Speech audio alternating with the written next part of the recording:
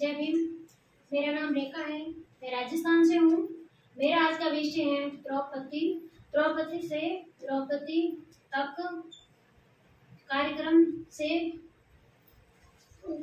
के घटनाओं से जुड़ा मेरा योगदान। आप सबको पता ही होगा और आपने देखा ही होगा कि द्रौपदी सैकड़ों साल पहले द्रौपदी के साथ जो हुआ, उसके पतियों ने यानी कि पांडवों ने उसको जुए के दांव में लगा दिया था और बिना द्रौपदी को पूछे, और वो जुए के दांव में हार गए थे। फिर कौरवों ने द्रौपदी को भरी सभा में खींचकर लाया और उसका सिर हरण किया। वहां पर अनेक पुरुष और महिला भी थे, लेकिन किसी ने भी इसके खिलाफ आवाज नहीं उठाई, किसी ने भी इसका विरोध नहीं किया, क्योंकि वो इसी को अपना धर्म और न्याय समझते थे।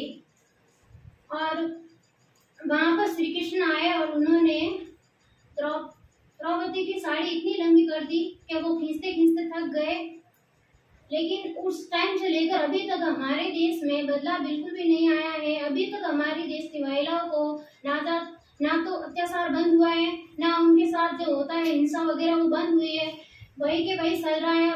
उल्टा अभी ज्यादा मामले सामने आ रहे हैं। अभी मणिपुर की घटना आप सबको पता ही है कि वहां पर 3 आदिवासी महिलाओं के साथ उनके साथ जो हुआ आप सबको पता ही है। उनको निर्वस्त्र कर भरी बाजार में घुमाया गया और सबसे छोटी उम्र की लड़की के साथ सामूहिक बलात्कार किया, लेकिन किसी ने भी इसका विरोध नहीं किया। वहां पर अनेक पुरुष भी थे, महिलाएं भी थी, पुलिस फोर्स भी थी, लेकिन किसी ने भी इस बात का विरोध नहीं किया, ना ही उन्हें समझाने की कोशिश की कि ये गलत हो रहा है। महिलाओं को भी आवाज उठानी चाहिए थी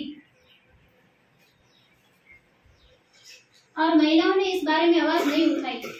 हमें सरकार बोलते हैं कि बेटी बचाओ बेटी पढ़ाओ, लेकिन नहीं तो बेटी को पढ़ाया जाता है, ना ही बेटी को बढ़ाया जाता है, ना उनका सम्मान करते हैं। बस ये नारा कहने के लिए होता है, लेकिन इनका पालन कोई नहीं करता और न ही इनको समझते हैं। मेरे गांव में एक घटना हुई थी जिसमें मेरी गांव की लड़की को शादी हुए 6 महीने हुए थे और उसके घर वाले बहुत गरीब थे, उनको ज्यादा दहेज नहीं दे पाए, तो उनके ससुराल वालों ने उस पर हिंसा, घरेलू हिंसा और अत्याचार करना स्टार्ट कर दिया था। उस लड़की ने उसके परिवार वालों को भी बोला था कि मेरे साथ ये सब करते हैं, लेकिन उनके घर वालों ने अनदेखा कर दिया। उसके बाद उस लड़की को एक दिन मार भी दिया और ऐसा दर्शाया जैसे उसने फांसी खाई हो, लेकिन ऐसा नहीं था। दहेज के कारण उसे मतलब मार दिया था और ये सब गलत होता है। हमें आवाज उठानी चाहिए, क्योंकि महिलाओं को पढ़ाना चाहिए, उन्हें आगे बढ़ाना चाहिए, तभी वो अपने हक की लड़ाई लड़ सकेगी। दूसरे के दबाव में आकर वो अपनी जिंदगी नहीं गंवा सकेगी। दूसरा, हमारे गांव में एक और भी घटना हुई थी जिसमें मेरे गांव की एक लड़की थी जो एक लड़की के साथ भाग गई और उसके पापा ने ढूंढा भी और उसे मार दिया। मारने के बाद उसे पत्थर बांधकर पानी से भरे टाके के अंदर डाल दिया और उसकी मौत हो गई। उसी घर के लड़के ने दूसरी लड़की को भगाकर घर में लाया और उसी के पापा ने उसका स्वागत किया और ये बेटा बेटी में भेद हुआ। तो हमें ऐसा नहीं करना चाहिए। हमें लड़कियों को पढ़ाना चाहिए, आगे बढ़ाना चाहिए। हमें अपने घर वालों, अपने गांव वालों, अपने समाज को समझाना चाहिए कि हमको पढ़ना है, हमें आगे बढ़ना है, हमें हमारी हक की लड़ाई लड़नी है। हम दूसरों पर निर्भर नहीं रह सकते। हमें अपने हक की लड़ाई खुद लड़नी होगी, तभी हमें न्याय मिलेगा, तभी हम कुछ कर सकते हैं। ऐसा क्योंकि हम लड़कियों को ज्यादा समझते नहीं है, ना ही सरकार समझती है, ना कोई दूसरा समझता। हमारे घर वाले ही हमें नहीं समझते हैं, तो ऐसा हमें नहीं करना चाहिए। हमें अपने खिलाफ आवाज उठानी चाहिए। हमारे साथ जुल्म होता है, उनके खिलाफ आवाज उठानी चाहिए।